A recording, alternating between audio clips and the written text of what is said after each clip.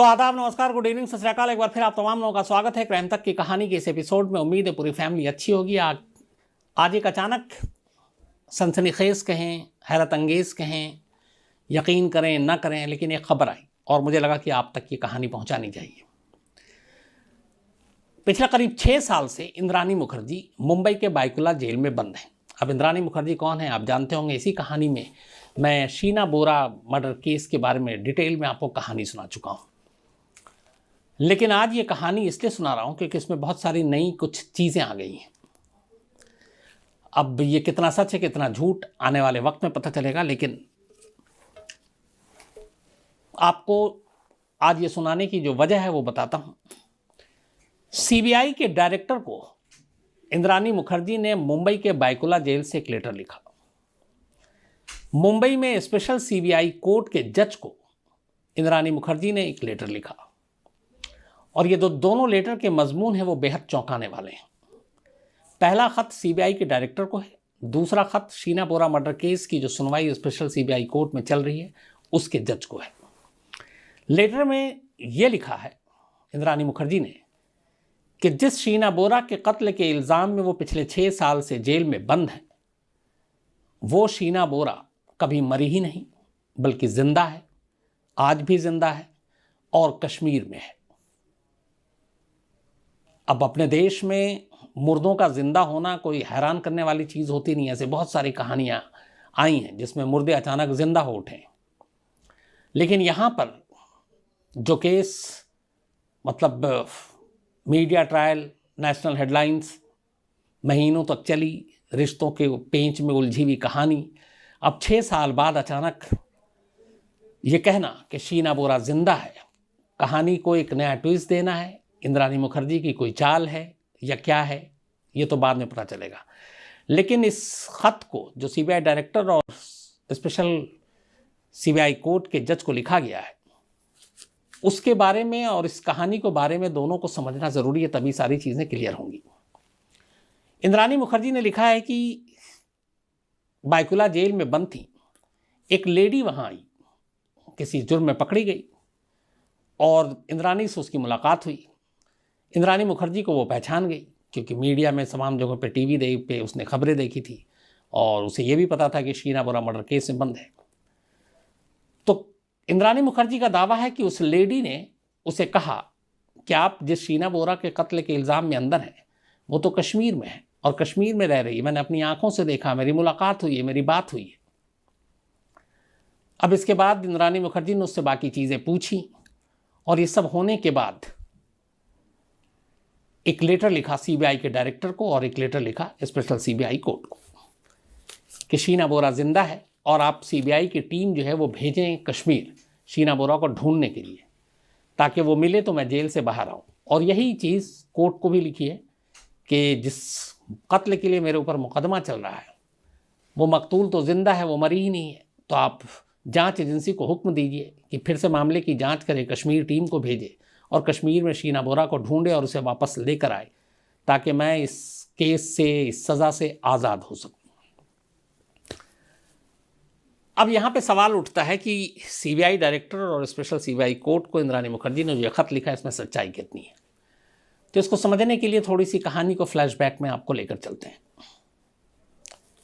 1969 से ये कहानी शुरू होती है असम के दिसपुर से, जहाँ पे एक परिवार में इंद्रानी मुखर्जी पैदा हुई थी। उसके बाद 10वीं तक पढ़ाई की, माँ ने दूसरी शादी की, बाप सौतेला था। फिर पढ़ाई के दौरान जब उम्र कम ही थी तभी इंद्रानी मुखर्जी को एक शख्स से प्यार हो गया, सिद्धार्थ दास नाम था, उसके साथ शादी कर ली। कुछ दिनों तक सब कुछ ठीक चला, लेकिन 1989 में अचानक इंद्रानी मुखर्जी की ज़िंदगी में पहला तूफान आया। इंद्रानी मुखर्जी कोर्ट पहुंच गई और उन्होंने कहा कि वो सिद्धार्थ दास से तलाक ले रही और उस वक्त तक 2 बच्चे हो चुके थे इंद्रानी मुखर्जी के। एक का नाम था शीना बोरा और दूसरे का नाम था मिखाइल। तो ये 2 बेटे थे, एक बेटी और एक बेटा। इंद्रानी कोर्ट में पहुंची और उसने कहा कि मुझे सिद्धार्थ से तलाक चाहिए, लेकिन इन बच्चों की भी मैं परवरिश नहीं करूंगा, इन बच्चों की कस्टडी भी बाप को देती हूं, मैं इनको नहीं रखूंगी। कस्टडी भी नहीं ली। उसके बाद शीना बोरा ने तलाक लिया तलाक लेने के बाद अब वो अपनी नई ज़िंदगी शुरू करने के लिए कोलकाता पहुंच गई। कोलकाता पहुंचती है 1990 में, 1990 में। कोलकाता जाने के बाद वहाँ एक छोटी मोटी नौकरी करती है HR की, और फिर उसकी मुलाकात होती है संजीव खन्ना नाम के एक शख्स से। संजीव खन्ना के साथ वो मिलती है, कुछ दिनों के बाद उसकी दोस्ती हो जाती है, फिर संजीव खन्ना से भी प्यार होता है, और 1995 में इंद्राणी मुखर्जी संजीव खन्ना से शादी कर लेती। ये दूसरी शादी थी इंद्राणी मुखर्जी की। संजीव खन्ना के साथ शादी के बाद उसे एक बेटी पैदा होती है जिसका नाम था विधि। विधि को नाम रखा गया। अब इन दोनों के बीच ये रिश्ता चलता रहा, विधि पैदा हो गई, लेकिन फिर कुछ वक्त के बाद संजीव खन्ना से भी पटी नहीं, और इंद्राणी ने संजीव खन्ना को छोड़ दिया और वो वहाँ से निकल आई। लेकिन इससे पहले जब संजीव खन्ना से उसकी शादी हुई, तब उसने संजीव खन्ना को ये सच नहीं बताया था कि उसकी एक शादी पहले हुई थी, उसके 2 बच्चे हैं, एक का नाम शीना है, एक का नाम मिखाइल है। उसने छुपा के रखा, बल्कि अगर 1-2 बार मुलाकात हुई तो उसने कहा ये मेरे दोनों भाई बहन हैं। 1998 में संजीव खन्ना से आखिरकार अलग होने के बाद फिर डिवोर्स ले लेती है इंद्राणी।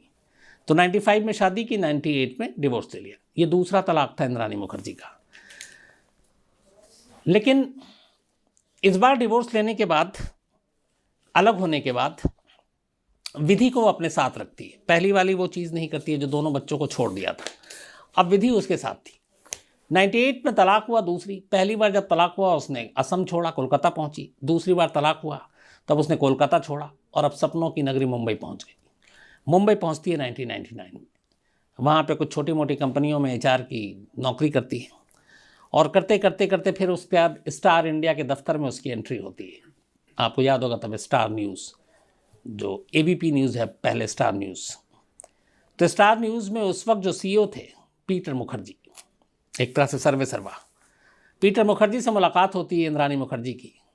मुलाकात प्यार में बदलता है। हालांकि पीटर मुखर्जी पहले से शादीशुदा थे, उनके भी बच्चे थे, लेकिन दोनों का प्यार होता है। 2002 में इंद्राणी मुखर्जी तीसरी शादी करती है पीटर मुखर्जी से। विधि को अपनी बेटी बताती है, लेकिन मिखाइल और शीना बोरा का सच पीटर मुखर्जी से भी छुपा लेती है। अब पीटर मुखर्जी का भी एक बेटा था राहुल, जो जवान हो चुका था। 2002 में इधर ये दोनों शादी करते हैं, उसके बाद इनके रिश्ते ठीक चलते हैं। फिर पीटर अपनी कंपनी खोल लेते हैं, इंद्राणी मुखर्जी को भी कई कंपनी के डायरेक्टर बनाते हैं, और अच्छा खासा पैसा आ जाता है, कई 100 करोड़ रुपए की कंपनी आ जाती है। फिर एक चैनल शुरू करते हैं 2007 में, 9X। उसके बाद इसकी इंद्राणी CEO बनती हैं, चेयरमैन बनते हैं वो। तो ये सब कुछ चलता रहता है, ठीक ठाक जिंदगी चल रही थी। मुंबई में अब इंद्राणी मुखर्जी एक बड़ी हस्ती बन चुकी थी। पीटर मुखर्जी एक बड़ा नाम था मीडिया सर्कल में भी।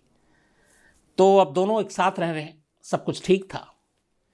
लेकिन फिर अचानक एक तूफान आता है, और तूफान का नाम था शीना बोरा। शीना बोरा को और उसके भाई मिखाइल को हमेशा इंद्राणी दुनिया से अपना भाई और बहन बताती थी।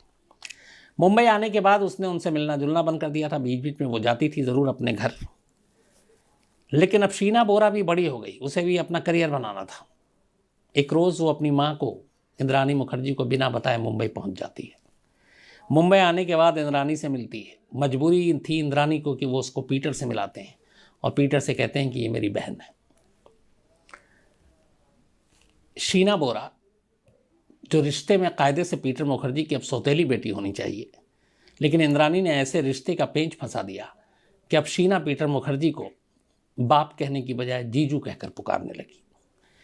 लेकिन शीना के मुंबई आने से इंद्राणी मुखर्जी की मुश्किलें बढ़ गईं कि पता नहीं कब ये राज फाश हो जाए कि ये मेरी बेटी है और एक बेटा भी है। पीटर से झूठ बोला है, फिर ऑलरेडी 2 बार डिवोर्स हो चुका है, तीसरी बार क्या होगा। और पीटर मुखर्जी की दौलत, शान, शौकत, इन सब चीज़ों पे भी इंद्राणी की नज़र थी। तो पीटर मुखर्जी को वो आसानी से छोड़ना भी नहीं चाहती थी, और ये भी नहीं चाहती थी कि उसका अतीत, उसका सच, उसके तीसरे शौहर, उसके तीसरे पति तक पहुँचे।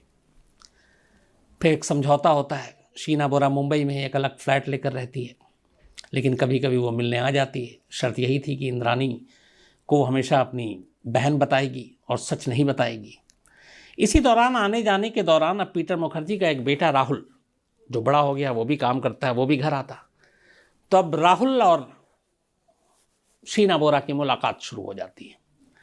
अब कायदे से देखें तो राहुल इंद्राणी का सौतेला बेटा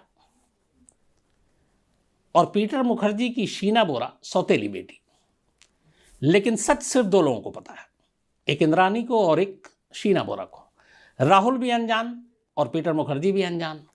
राहुल को यह लगा कि ये उसकी सौतेली माँ की बहन है और पीटर मुखर्जी को भी ये लगा कि ये उसकी साली है, जबकि हकीकत में रिश्ता ऐसा था कि दोनों भाई बहन हुए सौतेले, क्योंकि इंद्राणी की बेटी शीना, पीटर मुखर्जी का बेटा राहुल। तो दोनों हस्बैंड वाइफ के दोनों एक एक बच्चे सौतेले हुए, एक अपने हुए। रिश्तों में बड़ा इसमें पेच है, आप उलझ जाएंगे इसको ज़्यादा गहराई में जाऊंगा तो इन रिश्तों की सच्चाई से अनजान राहुल और शीना बोरा में प्यार हो जाता है।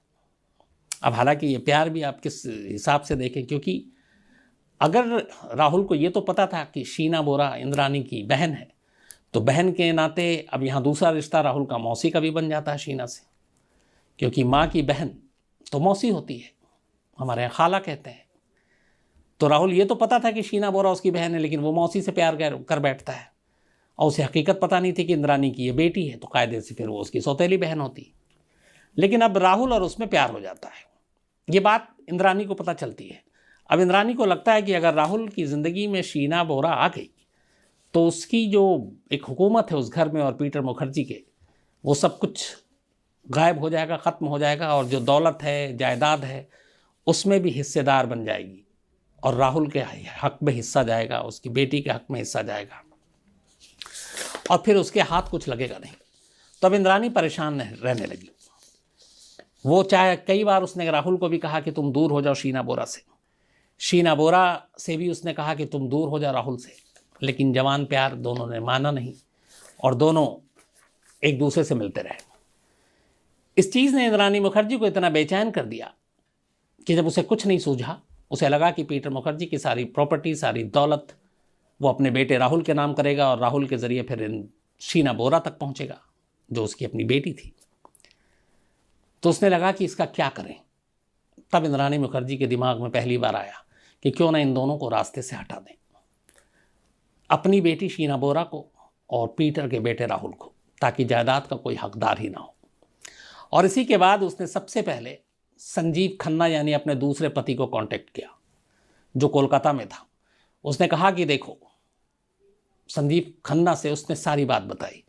उसने कहा कि अगर राहुल और शीना बोरा को रास्ते से हटा दें तो पीटर मुखर्जी की सारी जायदाद मेरी होगी, और विधि जो संजीव खन्ना से बेटी थी दूसरी शादी में, उसने कहा वो मेरे साथ रहती है, पीटर मुखर्जी भी उसे प्यार करते थे, तो सारी जायदाद पीटर मुखर्जी की हमारी बेटी विधि के नाम हो जाएगी। अब संजीव खन्ना को यह है कि मेरी बेटी के हिस्से में सारा जायदाद आ जाए, इसमें क्या बुराई है। उसने कहा ठीक है, वो भी खुश हो गया। उसने कहा करना क्या पड़ेगा। उसने कहा रास्ते से हटाना शीना बोरा और राहुल को। संजीव खन्ना तैयार हो गया। अब संजीव खन्ना के तैयार होने के बाद एक और शख्स की ज़रूरत थी जिसके ज़रिए वो कत्ल को अंजाम दे। दूसरा शख्स पीटर मुखर्जी का पुराना भरोसेमंद ड्राइवर श्यामबर था। श्यामबर को भी इसने पैसे का लालच दिया और अपने साथ मिला लिया। इसके बाद तारीख तय की शीना बोरा और राहुल की कत्ल की 24 अप्रैल 2012, 24 अप्रैल 2012। प्लान ये था कि राहुल को बुलाया कि अच्छा आओ तुम्हारी शादी की और सगाई की बात करते हैं। पीटर मुखर्जी उस वक्त इंडिया में नहीं, विदेश गए हुए थे, और साजिश ये थी कि इन दोनों को बुलाएंगे, बेहोशी की कुछ दवा देंगे पानी में और किसी और चीज़ में, और बेहोश होने के बाद गला घोटेंगे और लाश कहीं दूर ले जाकर फेंक देंगे। 24 अप्रैल 2012 को राहुल घर में था। इंद्राणी मुखर्जी ने उसे पीने के लिए पानी दिया, पानी में बेहोशी की दवा मिला दी। राहुल अलग रहता था। राहुल को किसी बात पे गुस्सा आया और वो बेहोश इससे पहले कि घर में होता उसने कहा मैं जा रहा हूँ। इंद्राणी ने रोकने की बहुत कोशिश की, वो रुका नहीं और उसी हालत में वो गाड़ी में बैठकर चला गया। शायद उस पर बेहोशी का असर कम हुआ था और वो घर से निकल गया, इसलिए उसकी जान बच गई। अगर वो घर में बेहोश हो जाता तो पहला कत्ल उसी का होता। तो राहुल निकल गया, इंद्राणी परेशान। अब दूसरा इधर श्यामबर और संजीव खन्ना की तैयारी थी। इसके बाद ये लोग पहुंचते हैं शाम को नेशनल कॉलेज मुंबई, शाम 6:30 बजे। वहाँ पे शीना बोरा थी। शीना बोरा को कार में बिठाया जाता है। इंद्राणी साथ में थी, साथ में था श्यामबर ड्राइवर और संजीव। इसके बाद उसे भी बेहोशी की दवा दी जाती है। फिर उसका गला घोटा जाता है। गला घोटने के बाद घर लाते हैं, लाश को कार की डिक्की में रखते हैं, और ये सब करने के बाद जब रात का वक्त होता है, थोड़ा सन्नाटा होता है, तो उस लाश को कार में ही डिक्की में रखकर मुंबई से दूर रायगढ़ ज़िले में ले जाते हैं। रायगढ़ ज़िले के एक जंगल में कार को निकालते हैं, उसके ऊपर पेट्रोल डालते हैं, आग लगाते हैं, और वहीं लाश के बाकी जो बचे कुचे हिस्से थे उसको दफना देते हैं, और फिर ये लोग लौट आते हैं। 2012 24 अप्रैल का ये इंसिडेंट था। अब शीना बोरा गायब। शीना बोरा को अब ढूंढे कौन? किसको फिक्र है उसकी? किसको परवाह है अगर वो गायब है तो? इंद्रानी माँ थी, लेकिन इंद्रानी ने ही कत्ल किया। पीटर मुखर्जी की साली थी। पीटर मुखर्जी ने जब हिंदुस्तान लौटे तो नोटिस क्या आ नहीं रही, तो पूछा तो कहा कि वो यूएस चली गई है जॉब के सिलसिले में। और किसी को फिक्र नहीं थी, एक ले देकर राहुल के अलावा, जो उससे प्यार करता था, उससे शादी करना चाहता था। अब राहुल ने जब शीना बोरा का मोबाइल मिलाना शुरू किया, उससे मिलना चाहा, वो ना रिप्लाई करे, मोबाइल बंद। बीच में शुरू में कुछ रिप्लाई उसने किए थे कि हाँ मैं ठीक हूँ, लेकिन मैं अमेरिका जा रही हूँ, बाद में बात करूँगी। और ये असल में मोबाइल खुद इंद्रानी के पास था और वो उससे टेक्स्ट पे बात करती थी। लेकिन फिर राहुल को कुछ शक हुआ। राहुल ने बहुत पहले पुलिस में एक रिपोर्ट भी लिखा दी थी कि मुझे डाउट है कि शीना बोरा के साथ कुछ उल्टा पुल्टा ना हो गया हो, बट पुलिस ने कोई ध्यान नहीं दिया। फिर धीरे धीरे राहुल को भी ये कन्विंस कर दिया गया कि शीना बोरा चली गई अमेरिका और तुमसे कोई वास्ता नहीं रखना चाहती हो, तुम भी उसे भूल जाओ। तो राहुल ने कहा कि चलो वो भी बदल गई, मैं भी बदल जाता हूँ। फिर वो भी ठंडा हो गया, बात आई गई होगी। 2015 आ गया। शीना बोरा को गायब हुए 3 साल। 3 साल के बाद तब मुंबई के पुलिस कमिश्नर राकेश मारिया हुआ करते थे, रिटायर हो गए अभी। राकेश मारिया के पास एक फ़ोन आता है उनके ऑफिस में, लैंडलाइन पर। फ़ोन पे एक लड़की थी। लड़की कहती है कि शीना बोरा, जो पीटर मुखर्जी, इंद्रानी मुखर्जी की बेटी हैं, पिछले 3 साल से गायब है। और वो गायब नहीं बल्कि उसका कत्ल हो चुका है, और उसके कत्ल के पीछे इंद्रानी मुखर्जी का हाथ है, एक श्यामबर जो है ड्राइवर उसका हाथ है। अब पीटर मुखर्जी बड़ी हस्ती थी। राकेश मारिया ने फ़ोन रखने के बाद सबसे पहले अपनी टीम को बोला कि ज़रा पता करो शीना बोरा कौन है, कहाँ है, कब से नहीं है, गायब है कि नहीं है। और आखिरकार पुलिस पता करती है तो पता चलता है वाकई वो 2012 से गायब है। इसके बाद पुलिस ड्राइवर श्यामबर के पीछे लगती है। एक दिन मौका देखकर श्यामबर को उठा लेती है, अपने स्टाइल में, अपने अंदाज में उससे पूछताछ करती है। वो मुंह खोलता है। मुंह खोलने के बाद वो ले जाता है रायगढ़, उसी जगह जहाँ पर शीना बोरा की लाश को जलाकर गाड़ा गया था। लाश मिलते ही, वो तो अब कंकाल की शक्ल में 3 साल बीत चुके थे, उसका डीएनए होता है। जैसे डीएनए होता है पता चलता है कि ये शीना बोरा है, इंद्रानी मुखर्जी की बेटी। पुख्ता सबूत था। इसके बाद अगस्त 2015, 24 या 25 अगस्त 2015 की तारीख थी जब पुलिस के पास अब पुख्ता सबूत था कि शीना बोरा का कत्ल हो चुका है, और कत्ल करने वाली उसकी अपनी माँ है, उसका दूसरा पति है और ड्राइवर है। इसी के बाद शीना बोरा को 2015 में गिरफ्तार कर लिया जाता है। उसकी गिरफ्तारी के कुछ वक्त के बाद फिर पीटर मुखर्जी को भी गिरफ्तार किया जाता है। पीटर मुखर्जी इस वक्त बेल पे बाहर है, लेकिन शीना बोरा के कत्ल के इल्ज़ाम में इंद्रानी मुखर्जी पिछले 6 साल से मुंबई के बैकुला जेल में बंद है। सेशन कोर्ट बेल रिजेक्ट कर चुकी है, high court, Bombay high court bell reject कर चुकी है। अब एक सुप्रीम कोर्ट का दरवाज़ा बचता है। अब वहाँ क्या होता है ये देखेंगे। लेकिन इसी दौरान में अब अचानक कल इंद्रानी मुखर्जी ने यह नया एक खुलासा किया। सीबीआई डायरेक्टर और स्पेशल सीबीआई कोर्ट को लेटर लिखकर कि शीना बोरा जिंदा है और कश्मीर में है, सीबीआई की अपनी टीम भेजिए और उसे ढूंढ कर लाइए ताकि मैं जेल से बाहर आऊँ। अब सवाल ये है कि अगर सचमुच शीना बोरा जिंदा है तो पहली चीज़, रायगढ़ से वो लाश किसकी मिली? दूसरी चीज़, ड्राइवर श्यामबर ने एक्सेप्ट कैसे किया, इकरार जुर्म कैसे किया? तीसरी चीज़, संजीव खन्ना ने कैसे किया? चौथी चीज़, पीटर मुखर्जी ने भी कैसे कहा कि हाँ इंद्रानी मुखर्जी ने ये सब कुछ किया है? राहुल को कैसे शक था? मिखाइल जो बेटा था असम में, उसको कैसे लगा कि हाँ सच में मार दी गई है? और इन सब से ऊपर इंसान झूठ बोल सकता है, कुछ चीज़ें झूठ नहीं बोलती। वो डीएनए जो जिसने ये साबित किया कि मरने वाली जो उम्र थी 23-25 के बीच की, जो डीएनए मैच किया वो इंद्राणी मुखर्जी से मैच किया, तो क्या वो झूठा था? अगर वो नहीं है झूठा, वो सच्चा था, तो फिर ये इंद्राणी मुखर्जी का ड्रामा क्यों कि शीना बोरा जिंदा है? केस को एक नया मोड़ देने के लिए, अपनी ज़मानत की अर्जी को आसान करने के लिए, या फिर इसके पीछे कुछ और है? और अगर दूसरा पहलू भी लेना चाहिए, क्राइम में हमेशा याद रखिए कि आप आखिरी जजमेंट मत दीजिए, कुछ ना कुछ शक की गुंजाइश होनी चाहिए। अगर उस महिला ने जिसने आकर जेल में इंद्राणी मुखर्जी से कहा है कि हाँ उसने कश्मीर में देखा है शीना बोरा को और सचमुच शीना बोरा जिंदा है, तो फिर अब पलट कर क्या पुलिस ने डीएनए गलत कराया? क्या पुलिस ने सैंपल लिया? या पुलिस प्रेशर में आकर उसने ये केस खोल दिया?